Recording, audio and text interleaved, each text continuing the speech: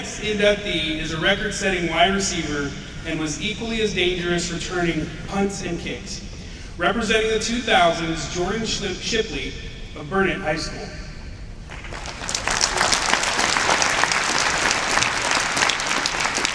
Shipley ended his career at Texas as an all-class career leader in receptions with 264 receiving yards and receiving touchdowns, 73 touchdowns. The 6-foot, 170-pound wide receiver with 4.4 speed led Burnett to a 28-2 record in back-to-back state championship games in 2002 and 2003.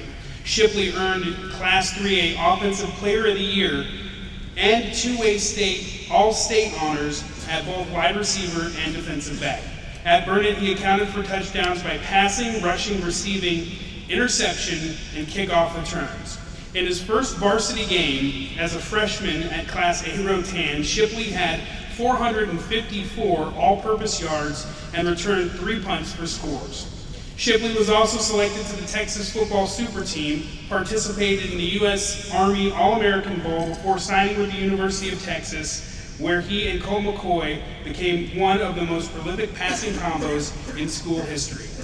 He set Longhorn records for most receptions in a game with 15, season with 116, and career 248, while also setting records for most yards in a game and in a season, and most touchdown receptions in a season as well. He was a first-team All-Big 12 consensus All-Big 12 and consensus All-American in 2009. Taken in the third round of the NFL draft by the Cincinnati Bengals, Shipley had 52 catches for 600 yards and 3 touchdowns as a rookie. His career was cut short as a torn ACL in 2011.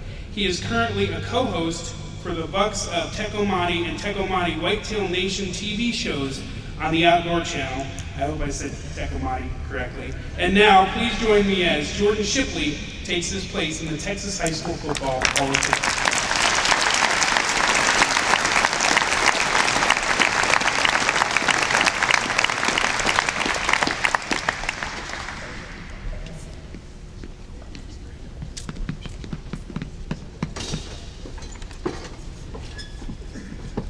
DJ, I'll go ahead and reiterate that quickly. DJ said it felt like game day, and I have to be honest, to me it feels a little bit more like a track meet. I don't know, a lot of coaches here, a lot of people that probably ran track, to me it feels like, in a track meet, when you got to run that mile relay and you're the last, you can go through the whole meet, but you always know you got that mile relay at the end waiting on you. And so I guess when you're the young buck, you gotta sit and wait. But what a group to be inducted with, and some of the greatest players of all time and players that I've always looked up to. I started my high school football career in Rotan, as he mentioned, and I'll probably borrow a line from Coach Darrell Royal. I was about 130 pounds, and running around. Probably like Coach Royal said, with a school of minnows in my pants. And when you're 130 pounds, you got to run around if you got a school of minnows in your pants. I was just running for daylight, and I gotta thank my wife. She actually was there cheering that first game, and was there for my last high school game, and has been the greatest thing in my life. Aside from the Lord who's given me the opportunity. And thank you so much to my family who's here. And I had the blessing, I think, to play for my dad, and it was a blessing. But as DJ said, his mom, as a teacher, she never let him get away with anything. Man, I'm telling you, Coach Harrell, Coach Growls, I know being in that situation, you have to make it harder on your kid than you make it on anybody else.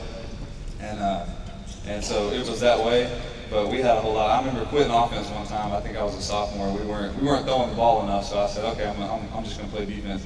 And that lasted for about all of 5 minutes, and moved me back in line. And on that note too, another thing he said, my mom has just been a huge rock for our family and great, and she would discipline us also. there was no spare in the rod. But I tell you what, what you didn't want was when it got to the point where it was like, okay, well, wait till Dad gets home. No, not what you want. But it was just an incredible experience, getting to play high school football in the state of Texas. And one of my favorite things about my experience was getting to play in a single school town. I don't know how we did it, but we had less than 5,000 people in Burnet High School, or in the city of Burnet, and we'd average for home games a lot of times 10,000 people showing up at the games, and it was, people just standing. We didn't have seats for everybody. Everybody's standing around the side gates and just packed in there, and we'd have some of the other teams around weren't as good, so their people would just come watch us. And people want to see some good football in Texas. They're going to find it. They may have to leave their town and go to another one, but they're going to find it. And so I just always remember, people don't get it when they come in from out of state. And Friday night comes around, and if they got a restaurant or something, and right at first they wonder why nobody's there. Well, if it's a away game, you learn real quick, you better shut everything down. The whole town shut down about 3 o'clock, and it's going to be a caravan to wherever the team's playing. And that don't happen everywhere. But Texas it does, that's right. And that is one of my favorite things about it.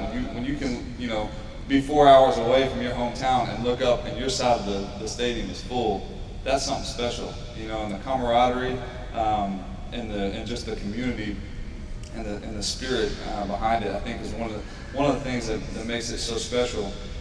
And when I look back on high school football and what it meant to me, I got some of my high school coaches here. Coach Jared Wright was my receivers coach. Coach Kurt Jones was our linebackers coach. And what I think about now, it's not the football that's the value to me. It's those off-season workouts, and it's the things that they instilled that teach you to just not. I just could not accept the thought of somebody else being better than me, and I think that was them sitting there in those off-season workouts and just making us do it, and don't accept. If you're going to do something, don't do it average. And that's something to me that still has value, because I'm not playing football anymore, but I still approach everything the exact same way I did, when I was 16 years old. And one of the advantages of having your dad as a coach is you can get those keys and go up to the weight room at all hours of the night. And I was fortunate to play in a place where I might be in the weight room at midnight on a Saturday night, and I know that sounds strange, but I might not be the only one there. You may show up, and it was so neat to play in a place where it meant enough to people that they're willing to do more than anybody else to win football games and to be a part of something special. And the great thing about it is it doesn't matter where you come from, what your background is. If you're playing high school football in Texas, you have a chance to be something special. If you're willing to work harder than everybody else, and you're willing to put in more than everybody else, when you step out on that field, it doesn't matter where you came from, what your background is. It's just you and that guy in front of you, and the work and the teaching that was instilled in you. That's when it shines through, and that's what I still, to me, I carry to this day. It doesn't matter what I'm doing. What they taught me and what I learned in Texas high school football is what still drives me. And I want to take a second also to thank the coaches in the room, because a lot of these coaches have a tremendous impact on kids' lives. And I was obviously blessed to have my dad as a coach and see it firsthand. But when you commit to, my dad kind of always told me, he's like, if you have a chance to do anything else besides coaching, do it. And when you're a coach, you're not ever going to be rich. Especially when you're a high school coach, you may some of the, if you're getting a big time college school or NFL, it's maybe a little different. But when you're a high school coach, you're not going to be rich. But what you might do is have an impact on a kid that his life may have turned out some completely different way and been in trouble and been in bad situations, and you might take that kid and mold him, and we've all seen it happen. and they end up being something incredible and extraordinary. And you may never be rich monetarily, but what's that worth? You know, that's something that is truly incredible, and I've seen it time and time again. And I was fortunate to see it happen with my own father, and the role model that he was for me, and all of you coaches around the room. And I just want to say thank you for what you've done for us as a state and for the game, and just very fortunate and thankful to be a part of this class of inductees, and appreciate everyone listening. Thank you so much.